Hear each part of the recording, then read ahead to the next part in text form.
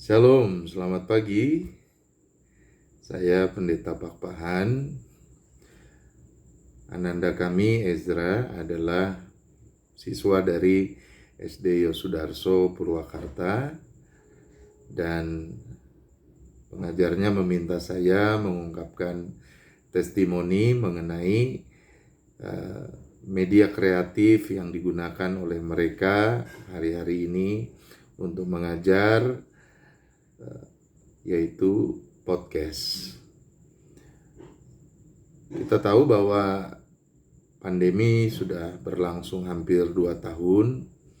Anak saya sendiri mulai dari TK di Yosudarso Purwakarta sampai saat ini sudah 1,5 tahun belajar di rumah. Karenanya pasti ada kejenuhan luar biasa. Karena itu podcast saya pandang sebagai salah satu cara yang kreatif, yang sangat cerdas, yang menolong anak-anak untuk lebih bisa belajar secara menarik. Paling tidak, catatan saya ada beberapa hal ya. Yang pertama, podcast ini punya banyak pilihan, baik topik, tema maupun cerita maupun dongeng yang bisa turut diarahkan oleh orang tua bagi anak-anak, dibandingkan dengan misalnya YouTube atau saluran televisi berbayar. Maka podcast ini cenderung lebih aman. Yang kedua, podcast ini bagi saya secara pribadi mengaktifkan imajinasi dari anak-anak.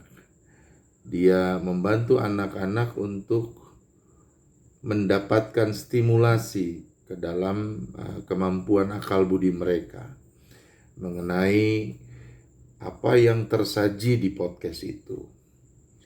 Misalnya untuk dongeng, kemarin waktu ada sesi mengenai dongeng pelan-pelan angin kecil. Anak saya misalnya mengimajinasikan bagaimana angin itu ada tempat latihannya, ada tempat sekolahnya, dan itu membentuk mereka untuk menjadi angin yang mampu berhembus dengan benar. Sangat membantu sekali. Lalu yang ketiga, podcast ini juga membantu anak untuk bisa mendapatkan makna dari satu topik yang kemudian diperdengarkan lewat podcast ini. Podcast ini kan keistimewaannya adalah soal bagaimana audio menjadi sesuatu yang utama. Biasanya kan anak-anak bergaul dengan gambar, bahkan gambar yang berjalan ya, gambar yang sudah berbentuk video. Tapi lewat podcast, lewat audio, anak-anak sekali lagi mencoba untuk mengabstraksikan sesuatu. Karenanya bagi saya penggunaan podcast ini adalah cara yang tepat. Hanya harapan kami selaku orang tua tentu adalah agar SD Yosudarso Purwakarta dapat membuat sendiri podcastnya ya. Jadi tidak hanya meminjam apa yang disajikan oleh pihak lain, tetapi bisa mengemasnya.